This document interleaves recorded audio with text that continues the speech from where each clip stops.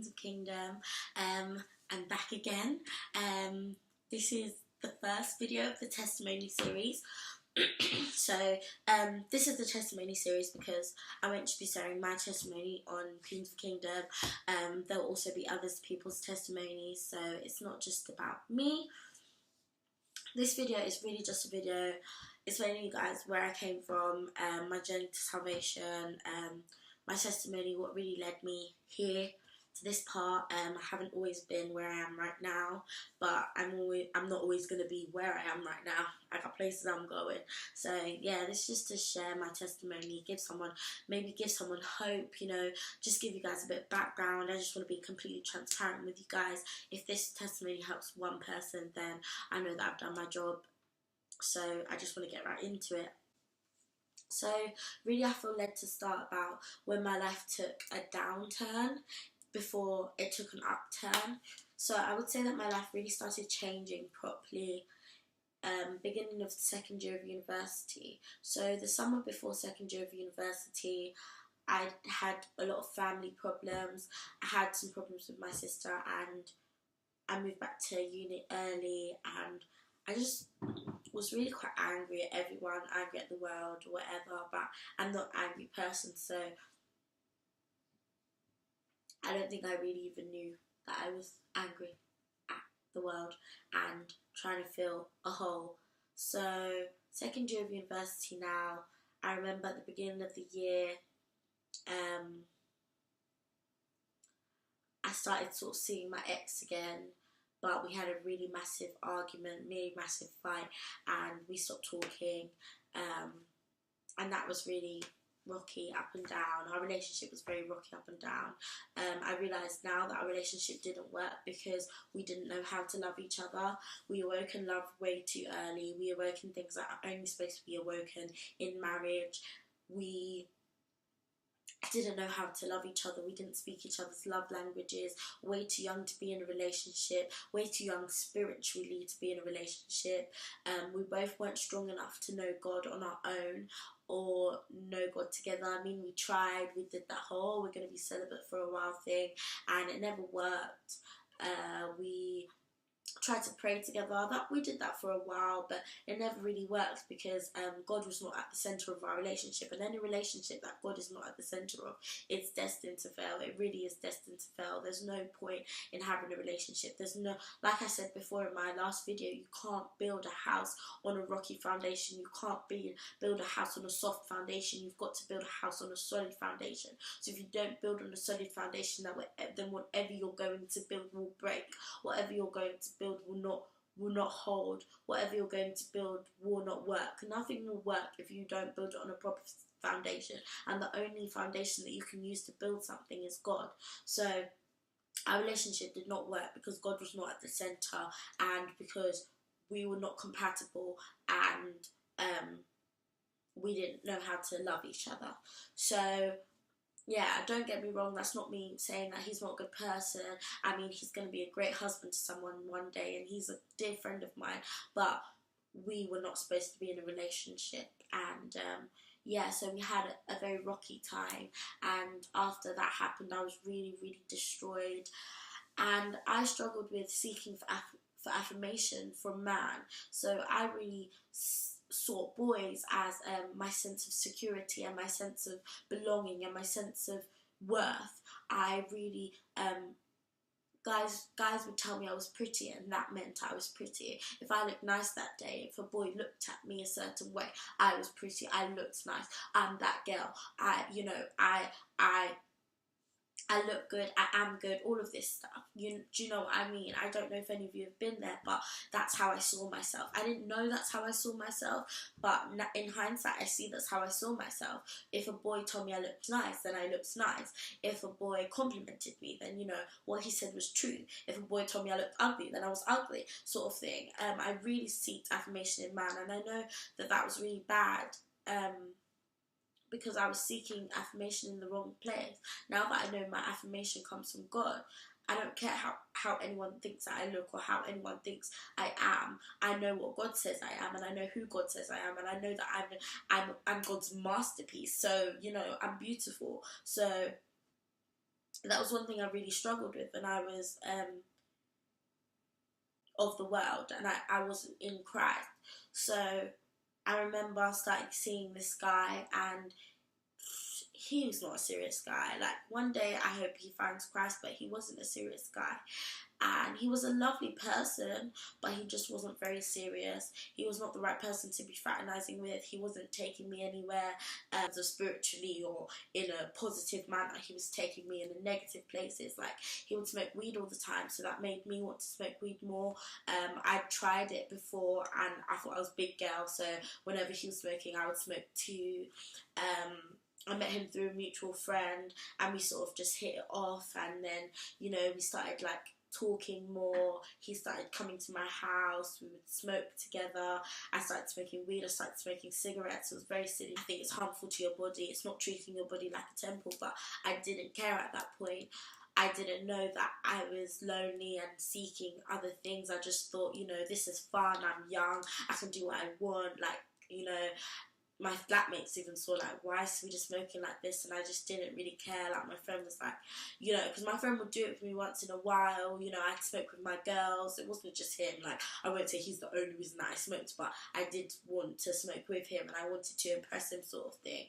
And he did it a lot, so I did it a lot with him. You know, I continued disrespecting my body, not treating my body as a temple, doing things that I shouldn't have been with this guy. I started seeing my ex again, you know, seeking for affirmation through him, seeking for affirmation through this other guy. I was just trying to find my worth in all these other things that weren't important. And I really, really struggled with seeking my affirmation from man. And I definitely want to do a video separately on that, but that was a really big part of why I sort of fell. And I remember how things ended with the other guy, and he just stopped talking to me out of nowhere. And at this point, I wasn't really talking to him that much anyway, but the fact that he decided to stop talking to me hurt my feelings so much, because it made me think that I was nothing. It made me cry so much, and it made me so distraught, because I thought I was nothing. Because he didn't respect me enough to say, oh, I don't like you anymore, he just ran away or whatever, or he just was so blasé about it, I felt like I'm a piece of trash and people can just throw me away however they want to. And sometimes the way my ex used to speak to me would make me feel like that as well. So my worth lied so heavily in what other people thought about me, especially the boys in my life. It was really a sad time for me, because my whole worth relied on that. And when someone says you're worth nothing and your whole worth relies on them, you genuinely believe that you're worth nothing, and you believe that your life is worth nothing. So I was going through that, and I just felt really, really destroyed. And I remember getting my January exam results back and being completely distraught, because the one thing that meant the most to me was my education. From a young age, especially maths. I do a maths degree. Maths was my thing. Like, I remember crying in my GCSEs because I didn't get an A star in maths. So for me to flop my exams, and I was there worrying the whole first semester about boys and stupid things and smoking weed, messing up my head and things like that, and then my exam results was so destroying. I was destroyed. I was so upset. I felt like, wow, my life means nothing anymore. Like, what am I supposed to do? I have nothing. Like, I'm so upset. Where's my self-worth? Where is everything? Like, I'd lost my self-worth in guys. I felt like my worth depended on guys. I got thrown to the wayside. Exam results were terrible. You know, I had more arguments with my ex, and he ended up making me feel like absolutely nothing. And that wasn't his fault. It was my fault, because my worth depended on how he saw me. My worth depended on how he treated me. But I didn't understand that he had to treat me according to my worth. My worth wasn't according to how he treated me, if that makes sense. So if someone treats you badly, it's not that you're a bad person, it's that they don't understand your worth, so they're treating you badly. But I saw it as the opposite. And that's not just to say that he just treated me badly. I mean, I'm sure I had my part to play in it all, but I'm just saying that's how I felt at that point in time. And all of those things led me to believe that I wasn't of importance, I wasn't, you know, good enough. So at this point, I was at my lowest of lows, and this was about February. And in that time, I decided to. At that point, I didn't even know I decided to give my life to Christ. I just started praying more and talking to Him more. And as the months progressed, I decided that I was going to give my life to Christ. So I started trying to work hard at uni again. Started going to church more. I started talking to God more, because He was really all I had. I'd fallen out with some friends as well, so all I really had was God. I had God and my flatmates, and they were amazing. Like, guys, you know who you are. I love you so much, because you really did help me, and you really put up with a lot, even though you didn't have to. I remember even before this time that I'm talking about, this year, so many things happened. Like, I got really, really ill out of the blue. Like, I got a random kidney infection, and the doctor was like, how have you not been ill for longer than this? Like, how have you been noticing? And it just reminds me of what was actually going on in my life. I was rotting from the inside out, and I wasn't seeing it. I was seeing this outward beauty and these outward things, but really inside I was rotting, and that illness was part of my rotting, because I wasn't looking after my body. How can you just be smoking, drinking, doing all of these things, and you don't even know that you have a kidney infection? Like, I was rotting from the inside out. I wasn't doing what I was supposed to be doing. So fast forward again now to February, when I gave my life to Christ. I started praying more, started doing the things that I was supposed to be doing. So my friend saw a placement that she thought would be fitting for me, and she sent me the email. So I just applied for it. I never really wanted to do a placement year. I was just like, let me just apply. You know, you never know what's going to happen. Just do it anyway. It could be good. So I applied, and I started getting through all the stages. Like, I never get past the exam stage thing, but I got past it, and I was like, okay, this is absolutely insane. Like, what's going on? But I still didn't think too much of it. Then I got invited to the assessment centre. It was my first ever assessment centre. I've never been to an assessment centre before. So I went to the assessment centre now, and they didn't get back to me till like 2 weeks later, and I was like, I probably haven't got it. Like, it doesn't really matter to me. It is whatever. So I got through the assessment centre, and I was like, what? And he was like, yeah, we really remembered you, it's really good, blah, blah, blah. And I was like, wow, that's crazy. So after I got this placement, I just started getting anxiety. It was literally right after they told me I got it. Actually, even a bit before. So a few weeks before, so after the assessment day, but before I got the results, I developed anxiety. I just started getting severe anxiety. I started having panic attacks. I started shaking. Every time, it was a lot to do with education as well. Every time I would open a book, I'd start shaking. My heart would start beating so fast. I would start thinking I couldn't do anything. Like, literally, my mind was eating me up, and I just wanted to sleep, because sleep was the only way I could get away from it. I couldn't revise for my second semester exams. I was so depressed, and had so much anxiety. I was shaking. I could not breathe. I would cry. I would cry for hours, because I just couldn't do it. I would try. It would take me like 2 hours to revise 1 page of understanding. That should take me like 10 minutes. It was a really hard time, and thinking about it now, I don't know how I did it. Like, my flatmates really helped me. It was a really difficult time in my life, because everything had gone wrong previously, and I felt like I'd lived such a bad life, and I was like, I've done all these bad things, and I'm really trying to turn it around, and I'm really trying to trust God, and I'm really trying to live for Him, and I'm trying to do what He says. And I started developing a really good relationship with God. Like, I was talking to Him, I was hearing His voice, I was discerning what He was telling me to do, but then I still had this black cloud over my head constantly. And not everybody knew, because I'm not a sad person. I'm not a person that wallows in self-pity. I'm not a person that doesn't carry on. I'm a go-getter. I've always known what I've wanted, and I've always tried actively to get there. So I felt I had this massive brick wall blocking my progress, blocking me. And I'm a worrier anyway, but this was the next level of worry. I couldn't breathe. Like, it was genuinely affecting my breathing. It was affecting everything. And I was so scared, and I was like, what is this? Like, I just want to do well. I've done so badly in these first semester exams. If I don't do well in these next ones, I'm going to fail, and I'm going to drop out of uni, and I'm not going to be able to live my life. So once I got this placement, I started putting my everything into this placement. I was like, I have to do well in these exams because of my placement, and that again put more pressure on me, and that heightened my anxiety. So after I got this placement now, 2 weeks went past and I think it was a week actually, I hadn't got the email with my contract and everything. And I arranged a meeting with my personal tutor just because I wanted to know more about, what you do in a placement year and things like that.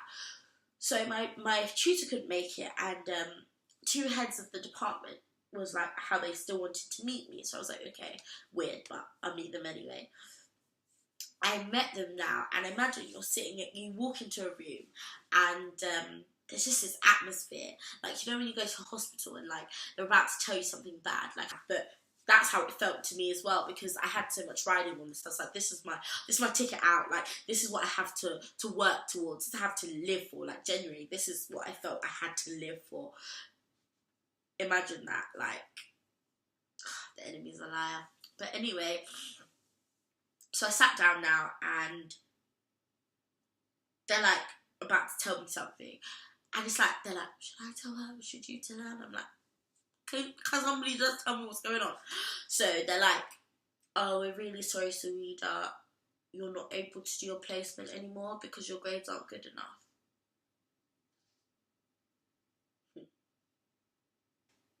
The way I cried, my eyes were red, and I was crying. I called my sister, I called my mum, I was crying. I was like, I don't want to be at uni anymore, I don't want to do this, I can't do this. I thought of everything under the sun. Like, I went to the library, I was doing my assignment, I couldn't do my assignment anymore. I called my friend, and she drove me home, and I was crying the whole way home, and I was explaining to her, and I was like, Lauren, this is the only thing I had left. The only thing I had left. Everything's been taken away from me. I'm so lonely. I don't have anything. And I said, God, everything you've taken away from me, why did you now take this away from me? I said, there's no way you could take this away from me. Why would you take this away from me? What did I do to deserve this? And looking back now, I realised that he took it away from me because I made it my idol. I made it the reason that I was living. I made it the reason why I needed to finish my degree. I made it everything. That placement took the place of, took the place of weed, took the place of everything that I had been living in sin before. It wasn't a sin, but it was idolatry. So it was a sin because I was like, okay, this is what I have to live for. This is the next big thing in my life. This is the only reason why I'm doing what I'm doing. This can help me with my anxiety. This can help me with it. It was making everything worse anyway. So my placement got taken away from me. I cried so much. My anxiety got worse. I didn't know I was living. Like, literally, the thoughts that went through my head is crazy. So I remember my mum came to see me, and at uni, luckily, she had come to visit from Sierra Leone, and she came to see me because I was so distraught, and she really encouraged me, and she forced me to go see a counsellor because my mum's a mental health nurse, so she knew what I was going through, and she wanted me to seek external help. So I started seeing a counsellor, which was really helpful because she helped me do breathing exercises to fight my anxiety. She helped me in the lead up to my exams. Like, she really, really helped me, and I prayed a lot in that time. I believe that my anxiety was a blessing in disguise because I learned to rely on God. I learned to give him everything. Like, when I told God did my exams for me, the way I used to pray before my exams, because even up until my exams, I would have such panic the day before and in the exam hall that sometimes my leg would be shaking because I'm just thinking of all the things that could go wrong. So I did my exams. It's like a massive weight off my shoulder. My relationship with God strengthened so much because he was my sole source of energy. He was my source of everything. And the placement tried to take that, and God said, no, you can't have that yet. He didn't say no, he said not right now. You can't have that yet because I need you to rely on me. I need you to give me your everything. I need you to understand that I am your father. You asked me to reveal myself to you in a way that only you would understand. And because I value education so highly, I feel like God felt he needed to show me miracles in my education, and he needed to show me that he takes charge of everything. Not just seeking affirmation from man, not just, family stuff, but he works in every single part of my life. And God knows how important my education is to me. And he really just worked in that area of my life. So, second semester exams now, I went through it with God. Literally, he sat those exams for me. And I remember in the summer getting the email that my exam results were ready. Yeah, come and see anxiety. I was so scared. But I opened the email now and I literally started screaming. My friend was here and she was like, what's going on? And I started crying. I was like, I got 2 1s and first in all my exams. When I tell you, people, God did it for me. God did it for me. God did it for me. He took every single one of my exams and he did it for me. You guys don't understand how he did it for me. I was so, so, so, so grateful. I can't explain how grateful I was. So, yeah, when he did it for me, I just cried. I prayed. I thanked him. And I was like, God, you can do anything. There's nothing you cannot do. And there isn't. So fast forward now a few months, my friends were badgering on at me. They were like, sweetie, you need to contact your placement, see if you can still do it. And I was like, oh, it's already started. They won't let me do it, blah, blah, blah. But I emailed them anyway. I was like, what's the worst they can do? The worst they can do is say no. So I did it now, and I didn't get an email back. I got an email from uni like 2 weeks later, and they were like, we've spoken to the company. They said that they're happy for you to go ahead and do it. But I'd failed one exam from my first semester, so unless I passed that, that's the only way I could have done my placement. But my placement wanted me to start in August, but retakes for my uni are in September. So my uni were like, yeah, we're going to see if we can try and move the retake for you. Placement's already started. I need to pass this exam. I've already got a 2-1 overall, but I need to pass this exam for me to do the placement. Placement starts in September. Placement won't be to start in August. Retakes are in September. Okay, let me just tell you what God did. My uni moved the exam for me. They made my written exam an oral exam. So when I got the emails, like I'd been liaising with this guy for months, he told me to pick a date for my exam. I picked a date for my exam. The lecturer said, yeah, that date is fine. I gave myself about a month and a half, I think. The anxiety came back in this time. I prayed a lot. I was lazy for a bit, and I was really upset that I was lazy for a bit.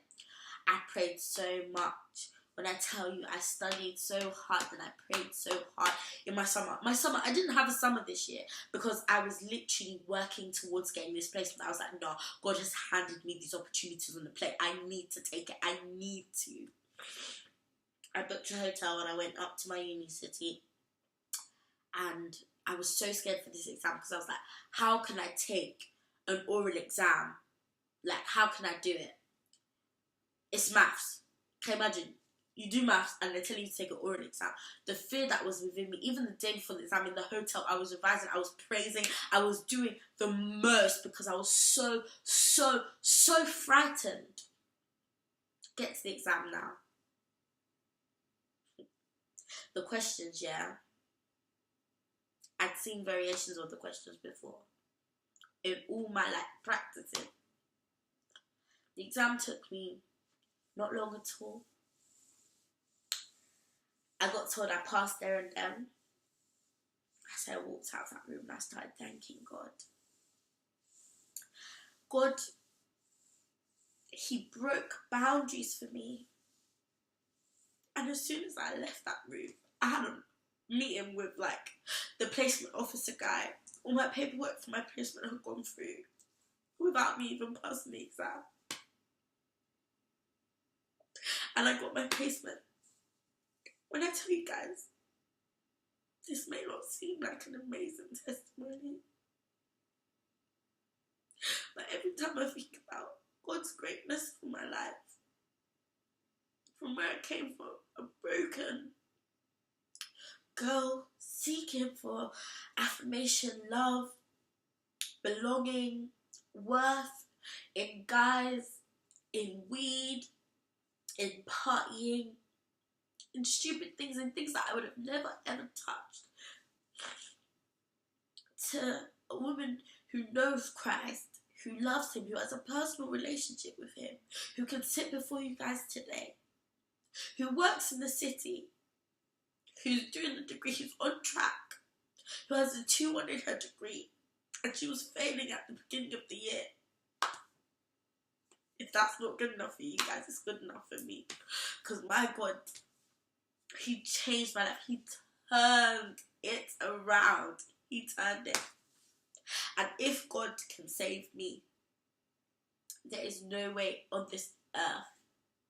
God does the impossible. He breaks boundaries. He changed my exam for me. He changed the exam. He changed the date. He changed the type of exam. He granted me favour on every single person who I witnessed eyes. He led me to this placement. He led me to this point right here. If God can do it for me, He can do it for you, no doubt.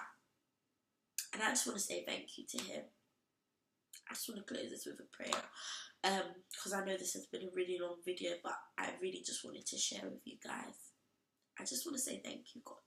Thank you, God, for allowing me to share my testimony today, Lord Jesus. Thank you for the ladies who have watched this, the ladies and guys that have watched this today, Lord. Thank you for every single one of their lives, and thank you for your love. Thank you for your love, your grace, and your mercy. Thank you for continuing to love us. Thank you for continuing to nurture us and grow in us and believe in us, even when we are in the midst and the pit of our darkness, Lord. Thank you for always showing us the light. Thank you for taking our hands and showing us that we are worth more than rubies. Thank you for making us in your image. Thank you for making us your masterpieces. Lord, we know we use and abuse our power of free will. But thank you for always being there with open arms to let us back into the kingdom. Thank you, Lord, for changing my life. And I pray that this testimony touches somebody and changes someone's life today, Lord. Thank you. In your Son's precious name I've prayed, amen. Thank you. Thank you guys so much for watching this video. I appreciate that it's really, really long, but I hope you've watched all of it and I hope it has been significant to you. Have a lovely evening, day, morning, whenever you're watching this. Bye bye.